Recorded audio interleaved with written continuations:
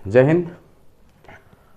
आज सुमित्रानंद पंत का कविता बादल राग लेकर मैं आया हूं। मैं आप लोगों से निवेदन करता हूं कि मेरे इस चैनल को लाइक करें, शेयर करें, कमेंट करें और सब्सक्राइब करें।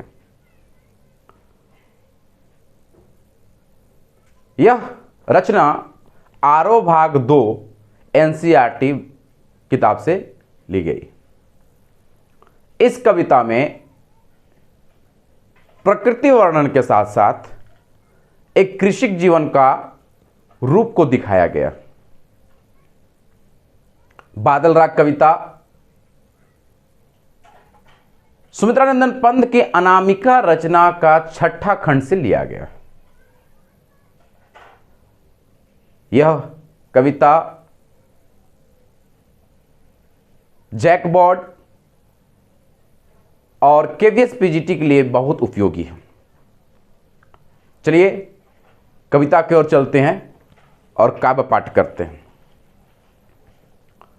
तिरती है समीर सागर पर अस्थिर सुख पर दुख की छाया, जग के दग्ध हृदय पर निर्दय विप्लव की पल्लवित माया।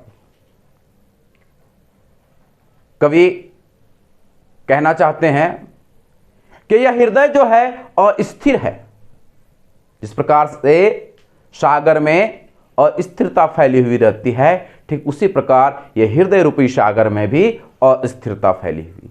और अस्थिरता इस बात की है कि यह जो जीवन है, एक कृषिक जीवन जो है, उसमें कभी सुख का कहीं भी एक क्षण देखने को नहीं मिलता है, सिर्फ और सिर्फ दुखी देखने को मिलता है। यह निर्दय रूपी संसार जो है, किसान को कभी खुशी देखना नहीं चाहता। यह तेरी रन तरी भरी आकांक्षाओं से, कवि कहते हैं यह जो रन है अर्थात कार्य क्षेत्र है जो है, ये आकांक्षाओं से भरी है। और वो आकांक्षाएं कैसी है? तो रन का है, अर्थात सिर्फ और सिर्फ लड़ाई का है। आजीवन किसान अपने जीवन से लड़ता रहता है, कभी सुख का उसको आभास तक नहीं होता, सिर्फ जीवन में दुख ही दुख दिखाई पड़ता है। घन भैरी गर्जन से सजग सपुत अंकुर, उर में पृथ्वी के आशाओं से नव जीवन की ऊंचा कर सिर ताक रहे हैं ए विप्लव के बादल। कवि किसान के माध्यम से इंद्रदेव को नमन करते हुए कहते हैं कि हे इंद्रदेव, इस हृदय में तरह तरह की भावनाएं छुपी हुई है, बीज हैं। यह बीज अंकुर तभी होगी जब आपका बारिश होगा। आपके ओर ताक रहे हैं हम। जिस प्रकार से एक किसान अपने खेतों में फसल लगाता है तो उसे आशा रहता है कि इंद्रदेव जो हैं पानी का वर्षा करने वाले, वो यदि वर्षा करेंगे तो हमारे खेतों में फसल अच्छे होंगे। ठीक उसी प्रकार एक व्यक्ति जो अपनी अभिलाषाओं से, अपनी आकांक्षाओं का एक संसार बनाता है, और उस आकांक्षा का संसार तभी पूर्ण होता है जब उसमें वो पानी के छींटे पड़ते हैं। फिर बार बार गर्जन वर्षण है मुसलधार, हृदय थाम लेता संसार, सुन सुन घोर वर्जन हुनकार, अस्नित पात से सपित उन्नत सत सतवीर, छत विछत हत अंचल शरीर, गगन स्पर्शी स्पर्धाधीर। कवि कहते हैं कि जिस प्रकार से बॉर्डर पर एक वीर सपूत अपने शरीर का अंग अंग लुटा देते हैं, अपने शरीर के खून से इस देश का सिंचाई करते हैं, ठीक उसी प्रकार एक किसान जो है अपने खून पसीने से अपने खेतों में फसल लगाते हैं। और वह इतना मेहनत करने के बावजूद भी उसका मेहनत बेकार हो जाता है। जिस प्रकार से बॉर्डर पर तो सेना हिफाजत करते हैं हमारे देश को, लेकिन हमारे देश के अंदर के लोग जो हैं इसी देश को बेचने पर लगे हुए रहते हैं।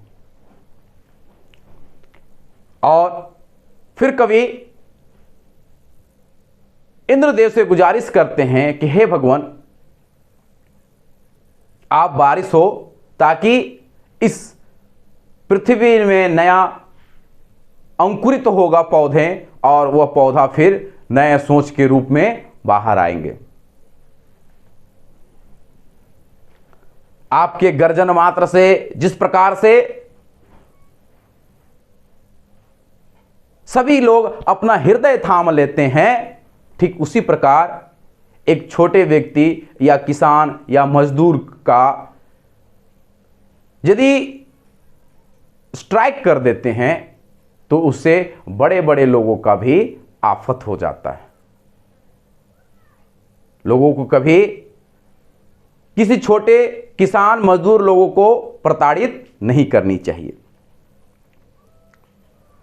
हंसते हैं छोटे पौधे लघु भार, सस अपार, हिल हिल खिल खिल, हाथ हिलाते तुझे बुलाते, विप्लव से छोटा ही शोभा पाते। कभी कहते हैं जो बड़े लोग हैं वो बड़े लोग, शोभा तभी बड़े लोग में होता है जब उनके समक्ष कोई छोटे होते हैं। यदि सभी सम्मान होता तो कौन बड़ा व्यक्ति है जो कहता कि हम सबसे बड़े हैं। सब एक सम्मान यदि होता, यदि बड़े को सम्मान मिलता है तो वो सम्मान छोटे के वजह से मिलता है, क्योंकि संसार में छोटा व्यक्ति है तभी बड़े लोगों का सम्मान यहां पर मिल पाता है। इसलिए छोटे लोगों से कभी ईर्ष्या नहीं करनी चाहिए।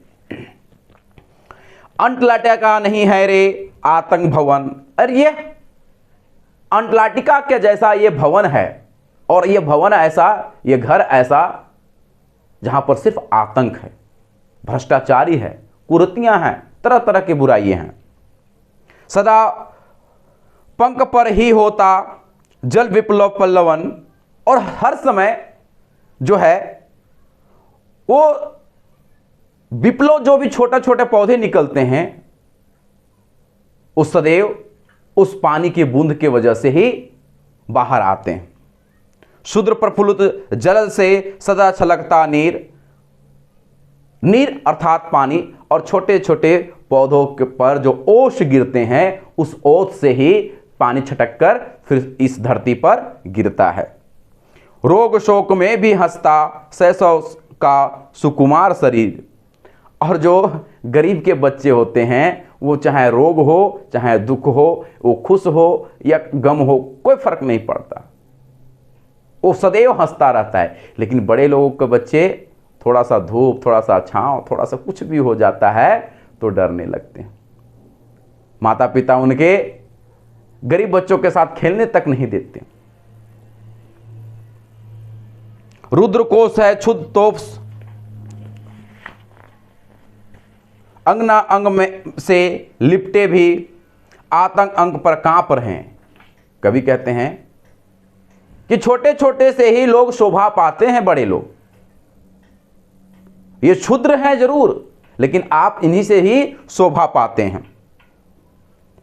और मजदूर और किसान का एक बार चक्का जाम करने से बड़े बड़े आतंक का जो भवन बना के रखे हो वो भी कांप उठते हैं। यदि आपके धंधा पानी या आपका जो जीवन यापन चलता है तो इन छोटे लोगों को काम से ही चलता है। बड़े लोग खुद अपना मशीन नहीं चलाते हैं, वो छोटे लोग ही चलाते हैं, तब उनका घर परिवार चलता है।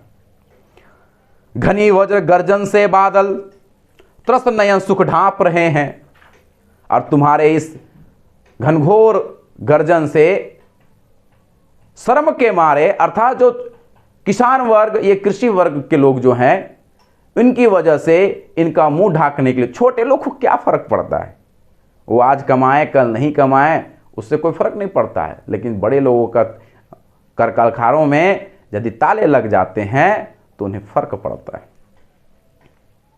जीर्ण बहु है शीर्ण शरीर तुझे बुलाता किस अधीर, और किसान